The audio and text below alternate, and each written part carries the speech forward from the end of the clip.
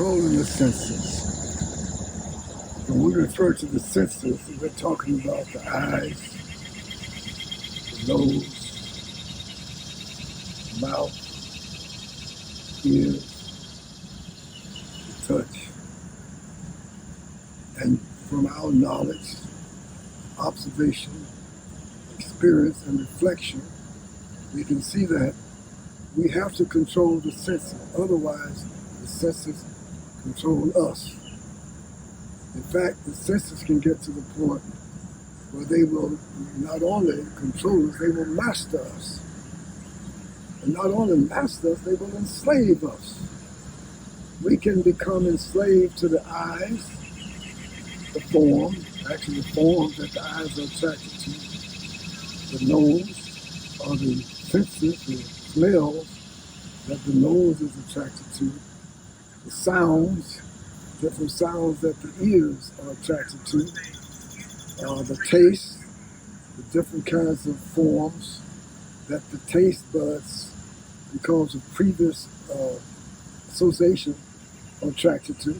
So we can become enslaved to the touch, the genitals. So a person can become not only mastered, but enslaved by the senses.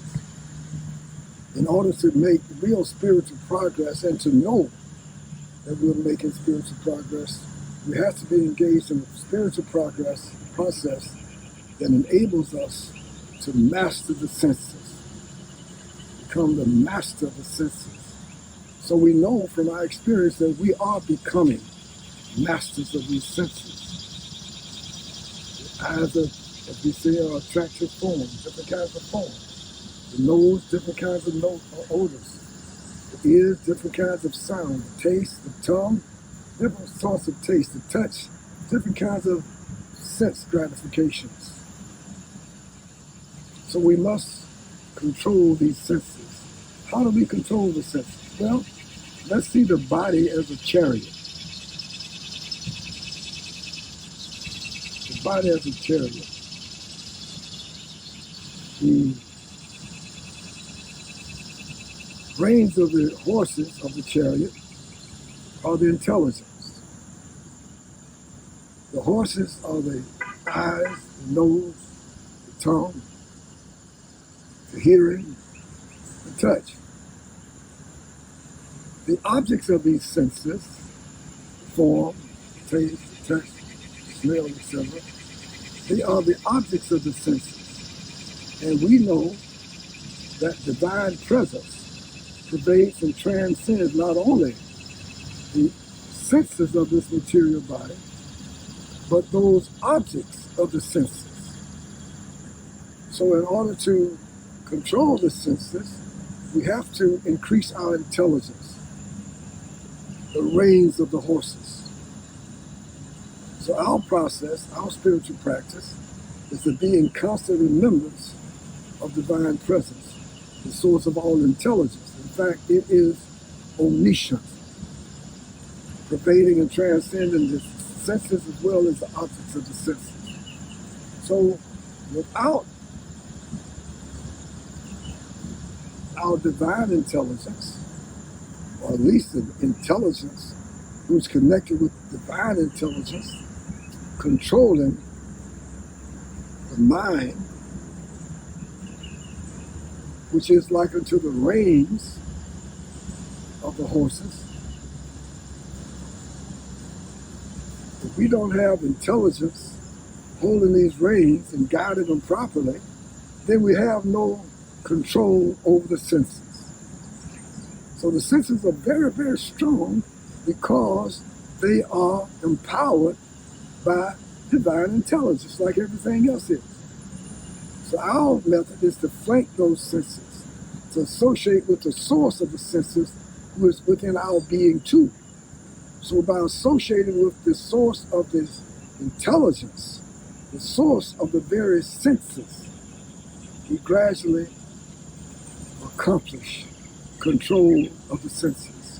This is our business. This is our main object. It's to control the objects of the senses. By controlling the senses, we control the objects of the senses. And to control the senses, we have to increase the power of the reins that are holding the horses of the senses.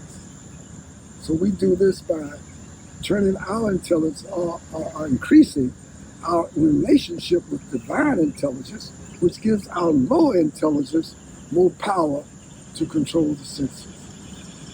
So how do we associate with divine intelligence? So first of all, see the real self. The self is spirit, or we call it presence. Call out the holy name, whatever name we have, for divine presence, and offer everything. This is our service to divine presence. By associating with divine presence, we see that what? Association brings forth assimilation. By associating with divine presence in this way, we increase our intelligence. Our associating with divine intelligence illuminates our intelligence. By illuminating our intelligence, now our intelligence better controls the reins of the horses. So the more we get control over those reins by, quote unquote, putting the reins into their hand, gradually putting the reins of the horses into the, quote unquote, hands, and we know divine intelligence has all hands, it's everywhere. By surrendering to divine presence and divine presence constantly, we associate, we purify. The lower intelligence gradually returns to its origin with divine intelligence. And with this divine intelligence leading the way, we're gradually able to control the senses. By controlling the senses, gradually, we become masters of the senses. No longer slaves to the eyes, the nose, the tongue, the belly, the genitals, which are in turn enslaved to the objects of these senses. This is the way we gain control over the senses, and we are gaining ever greater control of the senses. We no longer are running behind, if you will, or following the dictates of the senses. We gradually mastering the senses, unfolding our divine nature, and coming back to the self, which is free from any kind of slavery to any of the senses or anything else. This is real freedom. This is where we belong. This is our natural state of being. Ever free from any kind of enslavement to the senses. Although we know that in reality, there's no past, there's no future. It's always now. Now is the only reality. Now we can discern from our past relationship, so-called past relationship, our memory of relationship with the senses, that was a time when we did not have the control that we have over the senses now. That was a time when we were not here, quote unquote, here, with this degree of mastery of the senses. But when we look and see from whence we've come from the embeddedment and entanglement with Maya and being more or less enslaved by the senses. And over a period of time, we've seen that in various degrees, we have become more and more masters, controllers of the senses. Now we like to speak from knowledge, observation, experience, and reflection. We've met others who had more control of the senses than we presently have control now. But we know from our past experience that we do have more control over the things that we have to look at, the things of taste, the things of touch, the things of hearing. We can resist those objects of the senses more so than we have in the so-called past. So we can see from our experience that we are making progress, and this process of purification really works. and we do have more control over the senses than we have had. And look at the system and see whether it is helping us to be free from slavery of the senses. If it's helping us to be free from slavery to the senses, and gradually we can see that we are awakening more and more by applying this spiritual practice. We're awakening more and more to an ever greater, ever more purposeful, or ever more satisfying state of living. Then we say, engage this, embrace this. If it's helping us to realize the self, helping us to be stronger in our ability to resist the attractions of the senses, the slavery of the senses. If it is really helping us, this is good. We should embrace it. And it should be repeatable. We should see that this has happened over a period of time, consistently. On the other hand, if we engage in a process where we're becoming more and more enslaved to the senses, then we should work to renounce that. How do we renounce it? We say our process of spiritual practice. We can see that this process of spiritual practice is moving us away from slavery to the senses, from the entanglement of Maya, and engaging us more and more in this present moment, which is liberating, satisfying, and we're experiencing more and more inner joy and fulfillment. So we progress on this path of liberation, and gradually we can see that it's possible for us to attain ever greater levels, ever greater degrees, ever greater awakening in this process of coming back to our original position. So we're not going away, we're simply coming back to where we've always been.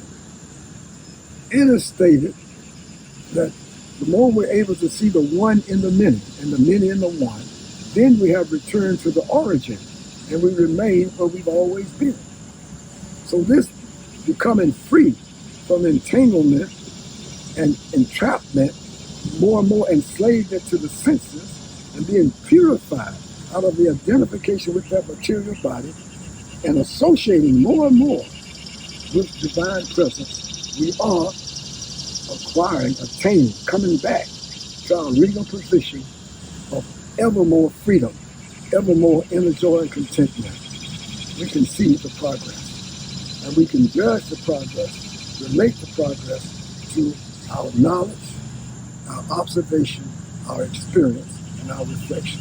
We know that we are mastering the senses more and more, and there's no limit how much we can master the senses. This is the reality. This is our propensity.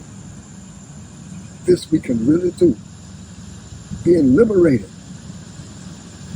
in inner joy, ever-increasing contentment is our birthright, quote-unquote birthright. Because we know for the soul that never birth nor death, that it's our original position, come back home to the real self, the everlasting, omnipresent self, full of unlimited truth, unlimited righteousness, unlimited love, and unlimited peace.